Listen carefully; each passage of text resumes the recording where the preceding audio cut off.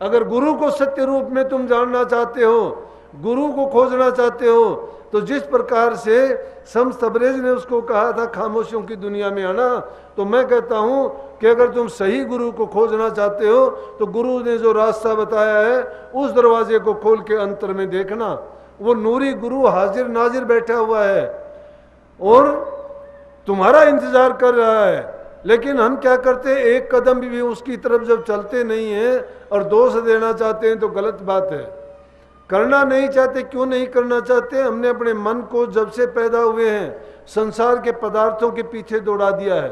सब में काम की वासनाएं हैं, क्रोध की वासनाएं हैं, लोभ की है, मोह की है। लेकिन ये चीजें करनी चाहिए। करनी किससे? हमारे हित के लिए, हमारे हित के लिए। हमारा हित किस चीज में है? ये नहीं किसी को नुकसान करने के लिए क्रोध अगर करते हैं तो वो क्रोध नुकसानदायक है, हमारा नुकसानदायक है, दूसरे के लिए तो है ही है।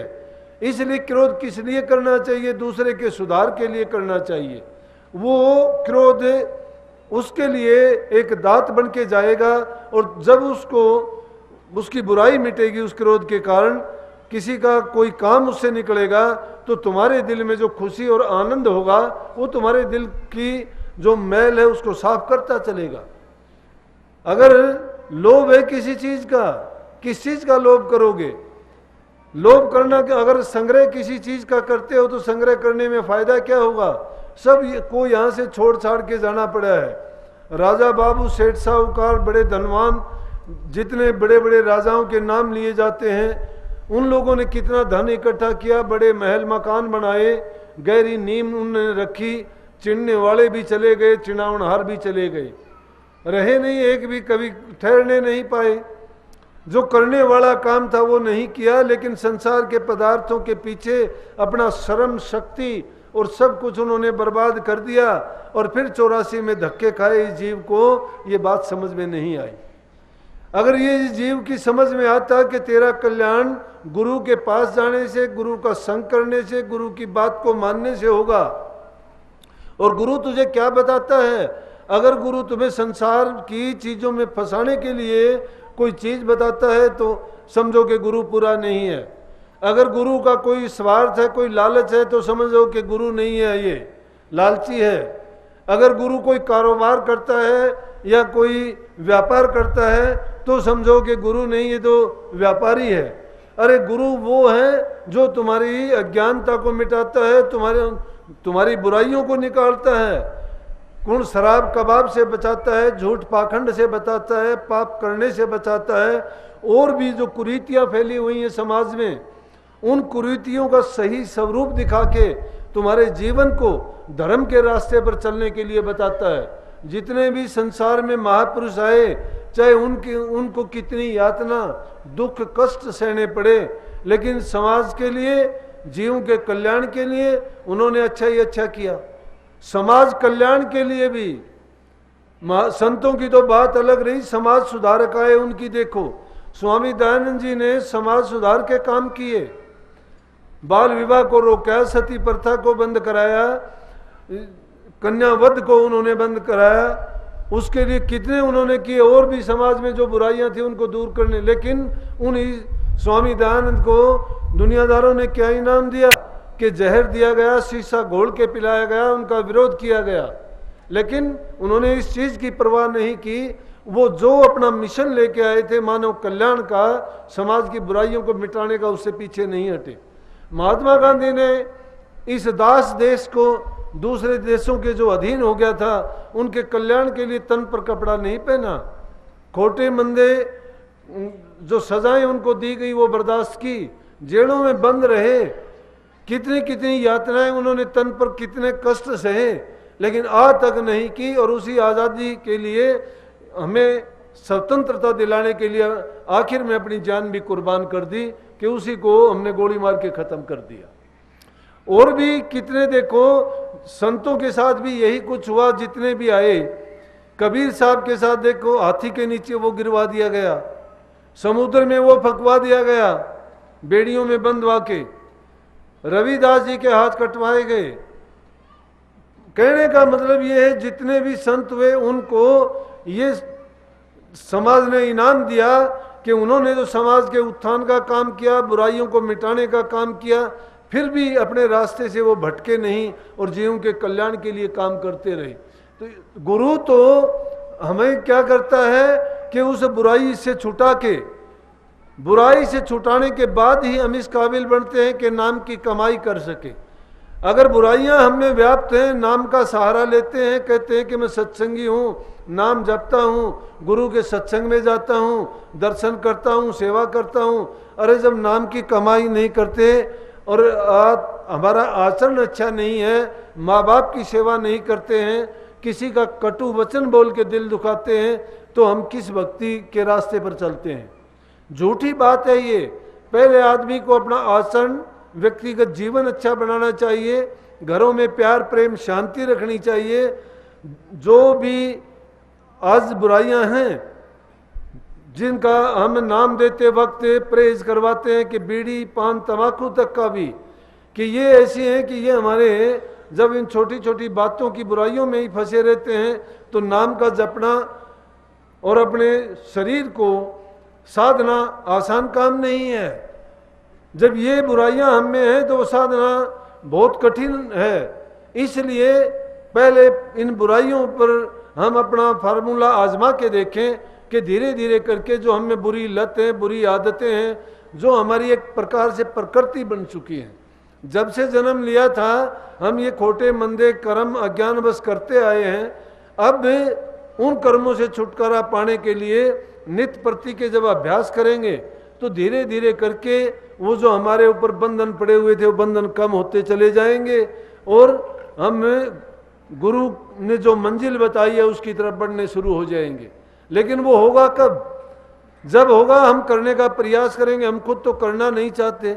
हमें तो थोड़ी सी रोग होती है, चलो गुरु के पास, छोटी बीमारी होती है, चलो गुरु के पास। अरे जीव को ये सोचना चाहिए कि गुरु के पास जाना चाहिए। गुरु ने रास्ता बताया है, गुरु ने तुझे एक भेद दिया है और कहा है कि ये काम अगर करेगा तो धीरे धीरे करके इन चीज़ों से तेरा कल्याण होगा, मुक्त होता चला जाएगा। जब ये चीज़ आती है, बीमारी आती है, तकलीफ आती है, अपने कर्म की है, लेकिन हमें जो रास्ता बताया गया है, नाम बताया गया है, अभ्यास करने के लिए कहा गया है, सच्चे मार्ग पर चलने के लिए कहा गया है, उस मार्ग पर जब चलेंगे और जब भी फिर हमें रोग तकलीफ आती है तो समझो कि वो धीरे धीरे करके हमारे कर्म ही तो काटे जा रहे हैं। वो कर्म किसी और ने नहीं, हमने खुद ने काटने हैं। और एक कैसे कटेंगे वो? जो जो हम नाम की कमाई करते चले जाएंगे वो कर्म अपने आप साफ होते चले जाएंगे। लेकिन नाम एक मिनट के लिए भी हम कभी याद नहीं करते हैं, जबान से भी सुमरण नहीं करते हैं, कभी भूलने से भी नाम ले लेते हैं लेकिन खुद करना नहीं चाहते। छोटी सी बात होती है, शिकायत लेके गुरु के पास जाते हैं। निश्चित रूप से अगर सही मायने में सत्संगी हो तो दर्शन करने से ही आपको आराम हो जाएगा। ये बात कहने के नहीं, और सच्चे दिल से जाके अगर तुम कामना करोगे, तुम चाहोगे कि मुझे ये मिले, वो चीज़ मिल जाएगी। लेकिन ये चीज़ मांगने से फायदा नहीं होगा। जो सच्चे अधिकारी जीव हैं, जिसको समझ आ गई है, सत्संगों में बार बार आप सुनते हो कि अपना कर्म हमें खुद को ही भोगना है। अगर ये बात तुम्हें समझ आ गई है तो धीरे धीरे करके उन कर्मों को हम दुख मानेंगे ही नहीं कि दुख नहीं है। असली दुख तो जो जीव को लगा हुआ है वो जन्म मरण का दुख है। और वो जन्म मरण का दुख का पीछा कब छूटेगा? नाम की कमाई करने से छूटेगा। अब नाम की कमाई एकांत में बैठ के जब हम ध्यान करेंगे, अंतर में मन की वृत्तियों को एकाग्र करेंगे तो अंदर में प्रकाश हो जाएगा। जिस प्रकार से सूर्य उदय होने के बाद अंधेरा गायब हो जाता है, इसी प्रकार से अंदर में जब नूरी गुरु का दर्शन होगा तो हमारे मन के भय भ्रम सब बाहर निकल जाएंगे। क्योंकि वो भय और भ्रम तब तक इसमें हमारे हृदय में मौजूद है जब तक इसमें प्रकाश नहीं है, ज्ञान नहीं है। जब इसमें ज्ञान हो जाएगा, प्रकाश हो जाएगा तो बुराइयां नहीं ठहर पाएंगी। जहाँ शाही राजा की सवारी निकलती हो तो रास्ते में गंदगी और वो नहीं रहते। यहाँ भी आप देखते होंगे कोई भी मंत्री लोग आते हैं तो उससे पहले ही सड़कों को साफ कर दिया जाता है, रास्ते में ऐसी वैसी रुकावट वाली चीज़ों को भी हटा दिया जाता है। इसी प्रकार से वो नाम ऐसी दौलत है कि जब जो जो तुम नाम की कमाई करते चले जाओगे, अंतर में से तुम्हारा जो पाप कर्म है, अज्ञान है, वो सारे के सारे उसी प्रकार से साफ होते चले जाएंगे, मन शुद्ध और पवित्र हो जाएगा। तो ये काम एक दिन में तो होने वाला नहीं है। गुरु और शिष्य का सिलसिला तो जीवन पर्यंत चलने वाला है। कई लोग आके कह देते हैं कि जी मेरा एक बार तो ध्यान लगा था, अब नहीं लगता, मैं क्या करूं। लेकिन ये बात हो नहीं सकती कि जो आपको ध्यान लगेगा तो अंतर में वो चीज़ तो ऐसी है जिसकी दुनिया में दूसरी मिसाल नहीं है। और वो चीज़, वो स्वाद, वो अंदर का आनंद एक बार आपको मिलना शुरू हो गया तो दुनिया के आनंद तो उसके आगे सब फीके हैं। फिर तो उसको बार बार तलाश करने की कोशिश करोगे, ज़्यादा तड़प होगी उसके लिए, ज़्यादा तड़प होगी तो ज़्यादा कमाई करोगे। फिर दूसरी चीज़ ये नहीं है कि आपने वो चीज़ हासिल कर ली, प्राप्त कर ली, तो अब उसकी ज़रूरत नहीं कि उसको छोड़ दोगे। वो तो ऐसी मंजिल है जिसके लिए कभी रुकना ही नहीं पड़ता है। वो तो अगर हमारा थोड़ा भी ध्यान हटा तो उसी टाइम पर काल और माया ये दाव लगाए बैठे रहते, हमें फिर से जकड़ लेंगे। इसलिए गुरु का नाम हमेशा अपने साथ रखना चाहिए, एक पल के लिए भी नहीं भूलना चाहिए, नहीं तो सावधानी हटी और दुर्घटना घटी। वो उसी प्रकार से दाव लगाए बैठे रहते हैं कि अगर थोड़े से भी, कबीर साहब ने कहा ना कि गुरु माथे से उतरे शब्द भी हो ना हो ताको काल घसीट सिर बचा न सके कोई। गुरु माथे से उतरने का मतलब है कि गुरु अगर तुम्हारे ख्यालात से और तुम्हारे विचार से, तुम्हारे ध्यान से किसी भी प्रकार से उसमें तुम्हारी विश्वास गया या श्रद्धा तुम्हारी डगमगाई तो समझो कि तुम्हारे माथे से उतर गया। माथे पर रखने का मतलब ये नहीं है, माथा तो स्मृति को कहते हैं, यादगार को कहते हैं। और यादगार करने की चीज़ कौन सी है? जहाँ पर हमारी रूह की बैठक होती, रूह में समा जाती है तो उसको भूलना नहीं, हमेशा उसको याद रखो, ख्याल उसी में जोड़े रखो। अब बात सुनी होगी आपने, नहीं सुनी हो तो बताऊं कि स्वामी जी महाराज के बारे में कहते हैं कि कभी भी उनकी सूरत नीचे नहीं उतरी, त्रिकुटी से नीचे कभी नहीं आई। क्यों नहीं आई? कि जो जब शब्द में कोई रत हो जाता है और उस मंजिल को जब कोई पा लेता है तो दुनिया में रहते हुए भी उस ठिकाने पे बैठा रहता है। तो स्वामी जी महाराज शब्द में लीन रहते थे, लेकिन उसी वक्त में लीन रहते हुए दुनिया में भी रहते थे। अब आपको इसका एक उदाहरण बताता हूँ। जैसे हम यहाँ आए हुए हैं, अपने घर में कोई चीज़ छोड़ के आए हैं, हमें उस चीज़ का भी ख्याल है, लेकिन यहाँ सत्संग में भी मौजूद बैठे हैं। अगर उस चीज़ का ख्याल करते हैं, जो चीज़ तुम भूले हो, उस चीज़ को भी देखते हो कि वो चीज़ हमने भूली है, वो चीज़ मेरी वहाँ रखी हुई थी, लेकिन हाजिर यहाँ जयपुर आश्रम में सत्संग में बैठे हुए हो। इसीलिए जो विशेष तवज्जो दे के जो चीज़ की जाती है वो एक अलग है, और ख्याली चीज़ जो तुमने एक बार हासिल कर ली है वो तुम्हारे अंतर में स्थित है, बैठी हुई है, रमी हुई है। तो वो जो शब्द रूप में अपनी रूह को जिसमें विलीन कर दिया है तो वो तो उधर पहुंचा दी है। या दूसरा सवाल आपने ये भी सुना होगा कभी कि स्वामी जी महाराज ने चोला छोड़ने से पहले, चोला छोड़ने के समय ये कह दिया था कि मैंने अपनी सूरत तो उतने पहले ही भेज दी थी कि अब थोड़े समय के लिए मैं यहाँ सत्संगियों से बात करने के लिए रहा हूँ। क्यों कही उन्होंने ये बात कि सूरत तो उनकी हमेशा वहाँ से नीचे उतरी ही नहीं। जिसने शब्द में अपनी डोरी पहुँचा दी वो एक पल में, एक क्षण में उतरते और एक क्षण में जाते हैं। तो इसलिए हम अगर उस नाम की कमाई करते करते उस मंजिल को एक बार पा लेते हैं तो फिर उसका उतरने का मतलब ही नहीं होता है। तो वो गुरु माथे से कभी नहीं उतरता है। लेकिन हमारा तो जब उतराया ही होता है, कभी गुरु को बिठाया ही नहीं माथे पे, तो फिर हमारा आएगा कहाँ से? अगर माथे पे बैठा लेता है तो हम बार गुरु के पास रोजाना ये शिकायतें लेके नहीं पहुँचते कि मेरे सिर में दर्द है, मेरे नौकरी नहीं मिलती, मेरा रोजगार नहीं है, मुझे ये नहीं। अरे ये तो दुनियादारी के काम हैं, ये मांगने वाली भी चीज़ क्या मांगते हो? ये तो तुम्हें बिना मांगे मिल जाएंगी। अगर कोई आदमी किसी जोरी के पास जाके कहता है कि मुझे गाजर मूली चाहिए तो बेवकूफ़ी होगी। संतों के पास अगर जाते हो तो संतों के पास जाके वो दौलत मांगो जिससे तुम्हारा कल्याण हो, जिससे तुम्हारी रूह की आज़ादी हो, जो काल और माया की गुलाम बनके इस काल देश में कर्म भोगती है, ऊंची नीची योनि में जाती आती है और ये काल के खूटे से बंधी हुई है, इसको स्वतंत्र कराने के लिए गुरु के पास जाके गुरु को ही मांगो कि मुझे तो सिर्फ आपके चरणों में जगह मिले।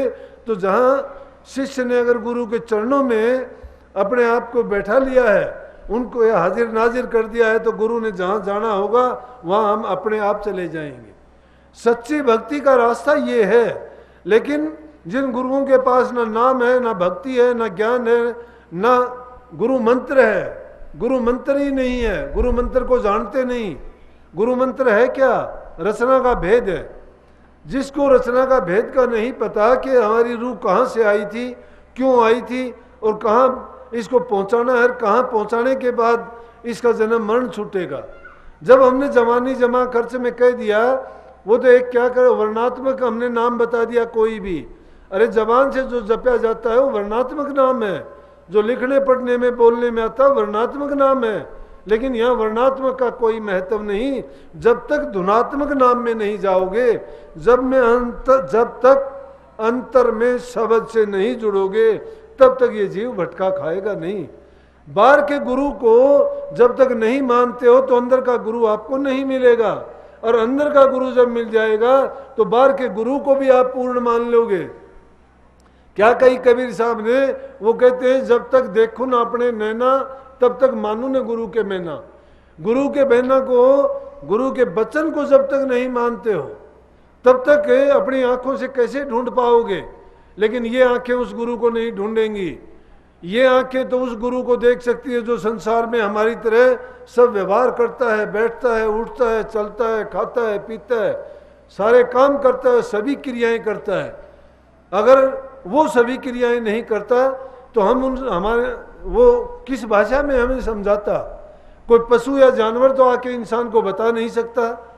इंसान में बुद्धि तत्व जो सबसे ज्यादा दिया, उसने बल्कि पशुओं को उनकी भाषा में ही समझाने का प्रयास कर दिया। जानवरों को काबू करके उनको सिखा सकता, लेकिन कोई पशु नहीं सिखा सकता।